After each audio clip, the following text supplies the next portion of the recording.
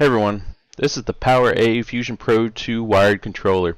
It was released back in May for $89.99. I'm going to do a review on it today as it compares to the Xbox Elite 2 controller, which retailed originally for $179.99.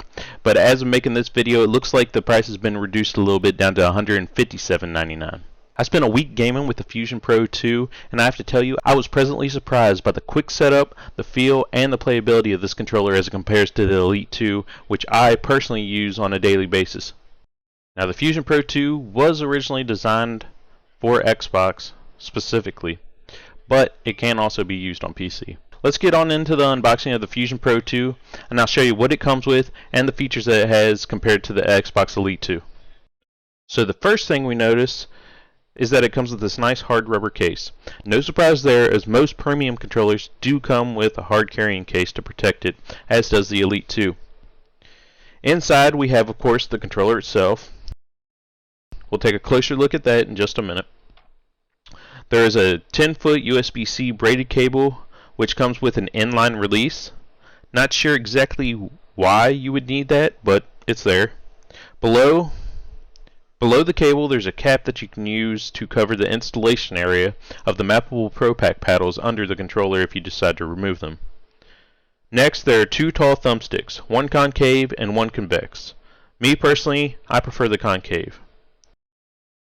The thumbsticks are made completely out of hard plastic, which feels pretty strong, but the Elite 2 paddles and thumbsticks are made of metal. Now, being plastic, they weigh less, so it seems that they have a little less movement restriction as compared to the Elite 2's metal ones, but I'm not sure it's enough improvement in movement to outweigh the durability of the Elite's metal ones. Lastly, there's a second white faceplate for the controller in the top of the case. These faceplates feel very sturdy and rigid. I love the magnetic design they use with these faceplates. It makes it very simple to swap out if you want a different color.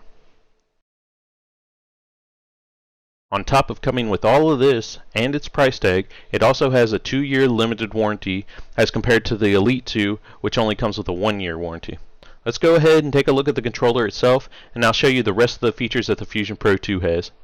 The first thing I notice about the controller when I pick it up is the weight of it, which is just a bit heavier than the Elite 2. It definitely has a strong, durable feel. Next, I feel the rubberized grip that wraps around from the front palm location all around to the entire rear of the handles.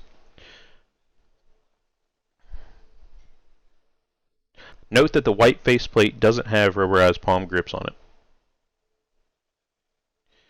Looking at the button layout, we see your standard Xbox layout, but with an added share button to capture screenshots or short clips, and there is also a built-in volume dial and mute with LED indicator if using the headset port on the controller.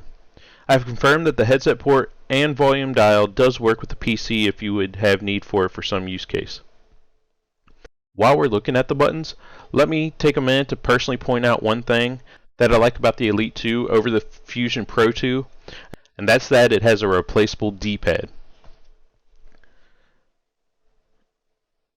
I prefer the faceted D-pad button so you don't have to be so precise if you're trying to do quick taps with the D-pad, but that's just my opinion. As mentioned, there are replaceable thumbsticks for the controller, which to change you must remove the faceplate first. If you look at the front of the controller just above the headset port, you'll see a cutout used to remove the faceplate. Just give it a tug and it should lift right off. From here, you can remove the thumbsticks just by giving them a firm tug and replacing them with your thumbstick of choice.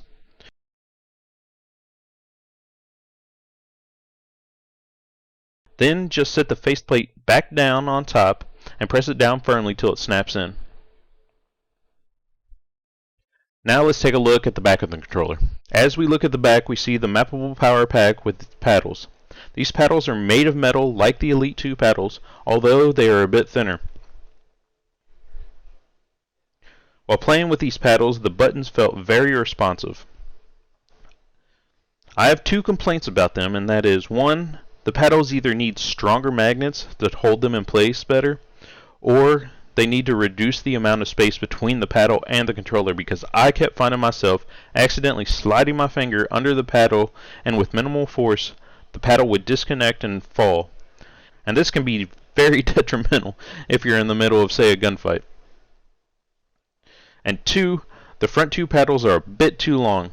This is probably just something personally to me because of the way I use them and hold the controller. But at the current length of the paddles, I have nowhere to rest my fingers when I'm not trying to use them. So I find myself accidentally pressing these paddles. But those are just some of the qualms that I had with the Fusion Pro 2. And these might not be issues for you. Moving on, the power pack itself is removable if for some reason you don't want to use the pedals. But this is one thing I'm not exactly sure of. I mean, if you're buying this type of controller not to use the programmable paddles, then you kind of got to ask yourself, why am I buying this type of controller? But anyways, moving on. But either way, this is where you would use the cap mentioned before to cover the pins the power pack uses.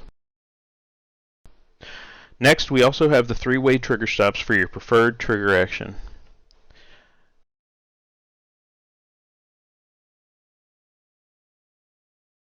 Now this controller is not wireless, which is probably where they save some of the money in the manufacturing to give us such a reduced cost. But here on the back is where the USB-C port is. Lastly, there is a program button used to program the power pack paddles, which is extremely simple to do, and I'll show you that next. So for the programming, all you have to do is hold that program button on the back of the controller down for 3 seconds. The LED on the front will go from solid to blinking. Next, you press the button you're wanting to program to one of the paddles, and the LED will start blinking faster. Lastly, you press the paddle you want to program that button to, and the LED will go solid again. And that's all it takes. It's that simple. Now, in my opinion, the programmability is where the Elite 2 reigns over the Fusion Pro 2. While the Fusion Pro 2 allows you to map any button to any one of the paddles, the Elite 2 expands on this programmability and allows you to not only do that, but also you can set custom response curves to your thumbsticks, change the activation distance of your triggers, and also, probably my most liked feature, is to have multiple button profiles and the ability to switch between them on the fly. But if you're not looking for any of that extra stuff, you're just looking for a simple controller that you can program paddles on the back so you don't have to remove your thumbs off the thumbsticks anymore, then the Fusion Pro 2 will work just fine for you. And unlike the Elite 2, there's no software needed to program any of these paddles, as I just showed you. Alright, so in conclusion, what do I think about the Fusion Pro 2 controller as it compares to the Xbox Elite 2? I would say that if you're someone that's just looking for a controller without any of the programmable extras that the Elite 2 comes with, then I would say you definitely want to consider the Fusion Pro 2 with a huge price difference. For me personally, I had to stick with the Elite 2 just because of the few qualms I mentioned in this video. But if PowerA added the replaceable faceted D-pad, revamped the design of the paddles a bit so they couldn't accidentally be knocked off or accidentally pressed when trying to rest your fingers around the front paddles, and added selectable button profiles, then I would have no problem hands down recommending the Fusion Pro 2 over the Elite 2. Well, that's all I have for you. Thanks for watching, and I hope this video helped you out in some way. If you enjoyed it, please toss a like, and if you're not already, go ahead and get subscribed and hit that bell icon so you know when more content's coming. And I'll see you in the next one.